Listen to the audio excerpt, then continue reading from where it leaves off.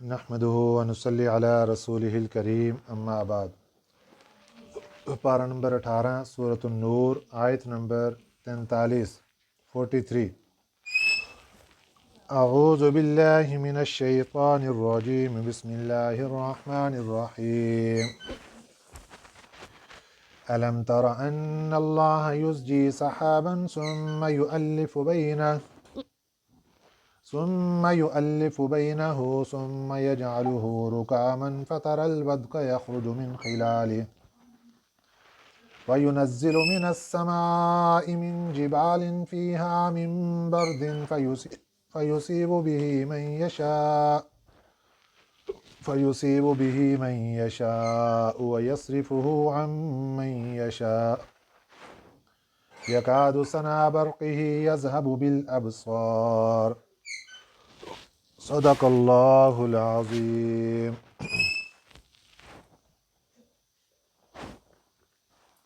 گزشتہ سبق کی آخری آیت مبارکہ میں اللہ تعالیٰ نے انسان کو یہ بات سمجھائی کہ وَلِلَّهِ مُلْكُ السَّمَاوَاتِ وَالْأَرْضِ، اللہ کی بادشاہت ہے آسمانوں میں، زمین میں۔ اب یہ جو آیت مبارکہ ہے، اس میں اللہ تعالیٰ اس بادشاہت کے اثرات بیان فرما رہے کہ جو اللہ تعالیٰ کی بادشاہت ہے آسمانوں کی بھی اور زمین کی بھی، اس بادشاہت میں، اس حکومت میں کیا کیا اثرات ہیں۔ ان میں ایک اثر اللہ تعالیٰ یہ بیان فرما رہے ہیں کہ الم تارا، کیا نہیں دیکھا تو نے، ان اللہ، کہ بے شک اللہ تعالیٰ کی ذات، یزجی، ہانک کر لاتے ہیں، سحاباً، بادل کو، یعنی اللہ کے حکم سے ایک بادل کو ہانک دیا جاتا ہے، چلا دیا جاتا ہے۔ ثم یؤلف بینہ، پھر اس بادل کو دوسرے بادل کے ساتھ ملا دیا جاتا ہے۔ ثم یؤلف بینہ، پھر ان کو ملا دیتے ہیں۔ ثم یجعلہ رکاماً، پھر ان کو رکھتے ہیں اللہ کی ذات رکاماً، تہ بتہ، اوپر نیچے بادل۔ فتر الودق، پھر تو دیکھتا ہے، ودقہ کہتے ہیں بارش کو، یخرج من خلالہ، کہ وہ نکلتی ہے اس کے درمیان سے، بادلوں کے درمیان سے بارش آ رہی ہے۔ وَيُنَزِّلُ مِنَ السَّمَاءِ، ایک تو بادلوں سے، آسمان سے بارش برستی ہے، دوسرا وَيُنَزِّلُ، اور وہ اللہ اتارتا ہے، مِنَ السَّمَاءِ، آسمانوں سے۔ یہاں آسمان سے مراد بادل ہے، بادلوں سے اتارتا ہے کیا چیز؟ من جبال فیہا، وہ بادلوں کی نوعیت اللہ تعالیٰ بیان فرما رہے ہیں کہ بادل پہاڑوں جیسے بڑے، جس طرح پہاڑ ہیں ایسے بڑے بڑے بادل، ان میں اتارتا ہے، ان سے اتارتا ہے کیا چیز؟ من باردن، اولے۔ اللہ تعالیٰ آسمان سے، بادلوں سے جیسے بارش برساتے ہیں، ایسے ہی اللہ کی ذات کبھی آسمان سے، بادلوں سے اولے بھی برساتے ہیں۔ اب جب یہ اولے برستے ہیں تو فَيُصِيبُ بِهِ مَن يَشَاءُ، پھر وہ اولے ڈال دیتا ہے اللہ کی ذات، من یشاء، جس پر چاہتا ہے، جس کو نقصان پہنچانا ہوتا ہے وہاں پر اولے پڑ جاتے ہیں۔ وَيَصْرِفُهُ عَن مَن يَشَاءُ، اور پھیر دیتا ہے ان اولوں کو جس سے چاہتا ہے۔ تو یہ اللہ کی ذات اپنی قدرت بتا رہے ہیں کہ اللہ تعالیٰ کی قدرت اور حکومت کتنی مضبوط ہے۔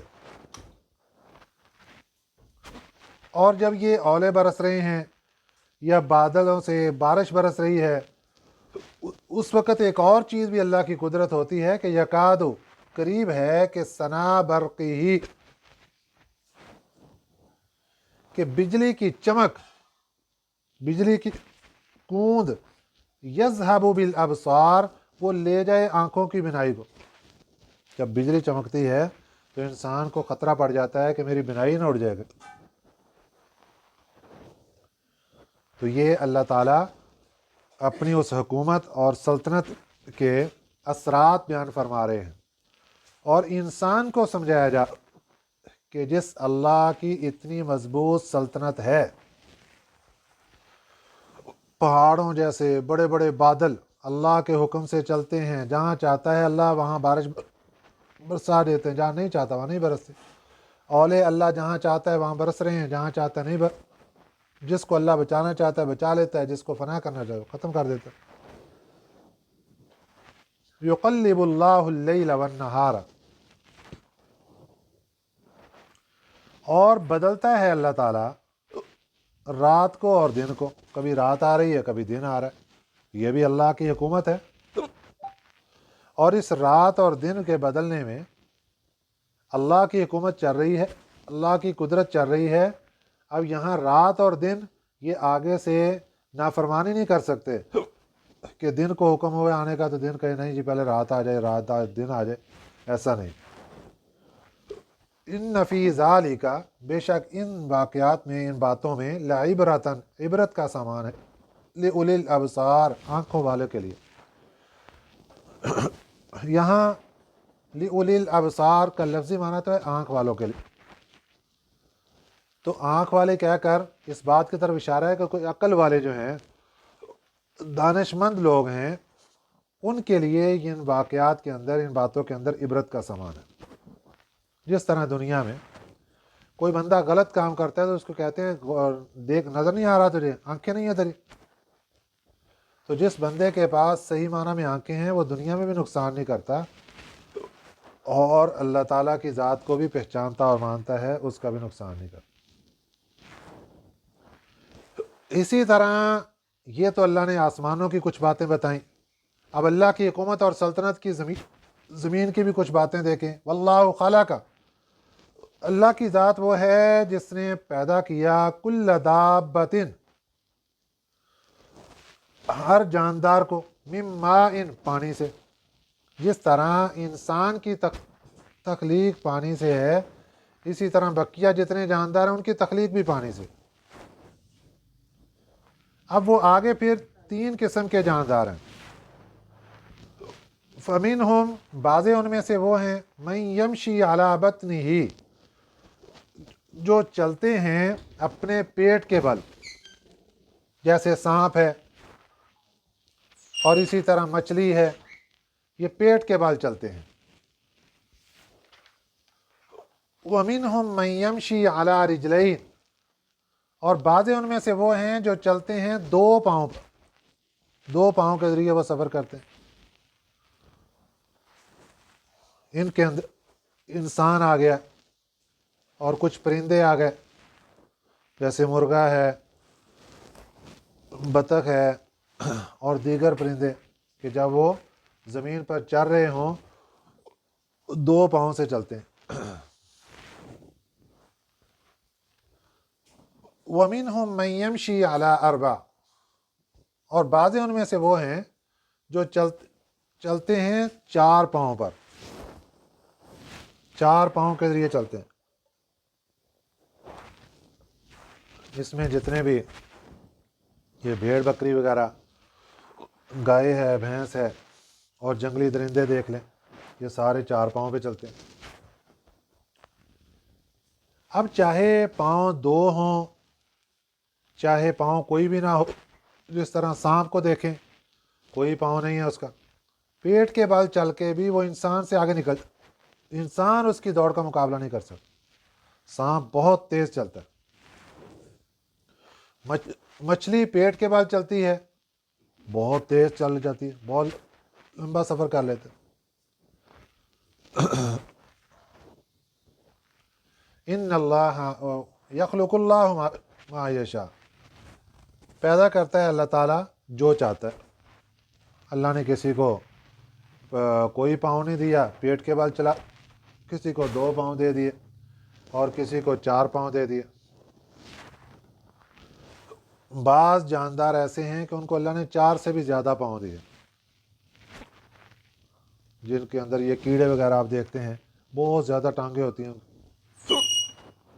ان اللہ علی کل شیء قدیر، اللہ کی ذات ہر چیز پر قادر ہے۔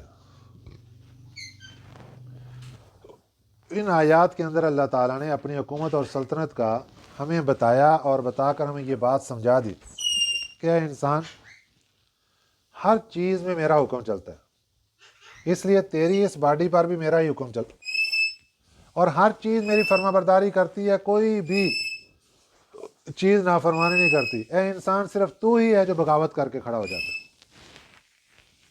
اس لیے انسان کو چاہیے کہ باقی مخلوقات کو دیکھے، کوئی چیز اللہ تعالیٰ کی نافرمانی نہیں کرتی، اللہ نے ان کو مکلف بھی نہیں بنایا، پھر وہ اللہ کی تسبیح بیان کر رہی ہیں۔ جیسے یہ آیت نمبر 41 میں اللہ تعالیٰ نے فرمایا الم تر ان اللہ یسبح لہ من فی السماوات والارض والطیر صافات، سب چیزیں اللہ کی تسبیح بیان کر رہے ہیں، اڑتے ہوئے پرندے بھی اللہ کی تسبیح بیان کر رہے ہیں۔ لیکن اگر اللہ کی تسبیح کی طرف، اللہ کے ذکر کی طرف نہیں آ رہا تو انسان نہیں آ رہا۔ تو 4 دن کی زندگی ہے، اس کے بعد موت ہے۔ موت اللہ سے ملاقات کا ذریعہ ہے۔ جس بندے بندی نے دنیا میں اللہ کی ذات سے ملاقات کی ہوگی، جب اللہ اس کو بلائیں گے وہ خوشی خوشی سے بھاگتا، موت کے وقت خوش ہو رہا ہوگا کہ وہی اللہ مجھے بلا رہا ہے جس کی میں دنیا میں فرما برداری کرتا تھا۔ اب اسی فرما برداری میں جو سب سے مین ہے وہ نماز ہے۔ اللہ کا قاصد اعلان کرتا ہے حی علی الصلاۃ، نماز پڑھ لو، حی علی الفلاح، آ جاؤ کامیابی کی طرف۔ تو جس بندے بندی نے اللہ کے حکم پر دنیا میں لبیک کہا ہوگا، اور دوسری بات یہ ذہن کے اندر رکھیے کہ نماز اللہ سے ملاقات کرنے کا ایک ذریعہ ہے، باتیں ہوتی ہیں اللہ تعالیٰ، قرآن پاک کی تلاوت اللہ سے ملاقات کا ذریعہ ہے۔ تو جس بندے بندی نے دنیا میں اللہ تعالیٰ سے بار بار ملاقات کی ہوگی، نماز کی صورت میں، قرآن پاک کی صورت میں، ذکر و اذکار کی صورت، اس کو جب اللہ کا بلاوا آئے گا کہ اب تیری موت کا وقت آ گیا، وہ ہنستا مسکراتا بھاگے گا اللہ کی طرف اور اس بلاوے پر لبیک کہے گا۔ اور جس بندے بندی نے کوتاہی کر دی اور دنیا میں اللہ سے ملاقات نہیں کی، اس کی فرما برداری کو بجا نہیں لائے، وہ پھر پریشان ہوگا اور وہ بھاگے گا کہ مجھے یہ موت نہ آئے، لیکن موت بہرحال آ کر رہنی ہے۔ اللہ تعالی ہمیں وقت سے پہلے موت کی تیاری کرنے کی توفیق عطا فرمائے، آمین۔ وما علینا الا البلاغ المبین۔ اللہم صلی علی محمد وعلی آل محمد کما صلیت علی ابراہیم وعلی آل ابراہیم انک حمید مجید۔ اللہم بارک علی محمد وعلی آل محمد کما بارکت علی ابراہیم وعلی آل ابراہیم انک حمید مجید۔ اللہم انت السلام ومنک السلام، تبارک ربنا وتعالیت یا ذوالجلال والاکرام۔ اے ہمارے کریم اللہ، اپنی رحمت سے ہماری دعاؤں کو قبول فرما۔ اللہ جی بیماروں کو شفا عطا فرما، جتنے لوگ ایمان حالت میں دنیا سے چلے گئے سب کی مغفرت فرما۔ اے ہمارے پیارے اللہ، اپنی رحمت کاملہ سے ہمیں ایمان والی زندگی عطا فرما، خاتمہ بالخیر نصیب فرما۔ یا اللہ، قرآن پاک کے سایہ رحمت ہمیں دنیا میں زندگی گزارنے کی توفیق عطا فرما، قرآن پاک کے سایہ رحمت میں ہم سب کو جنت میں جگہ عطا فرما۔ اللہم ربنا تقبل منا انک انت السمیع العلیم وتب علینا انک انت التواب الرحیم۔ وصلی اللہ تعالی علی خیر خلقہ محمد وآلہ واصحابہ اجمعین۔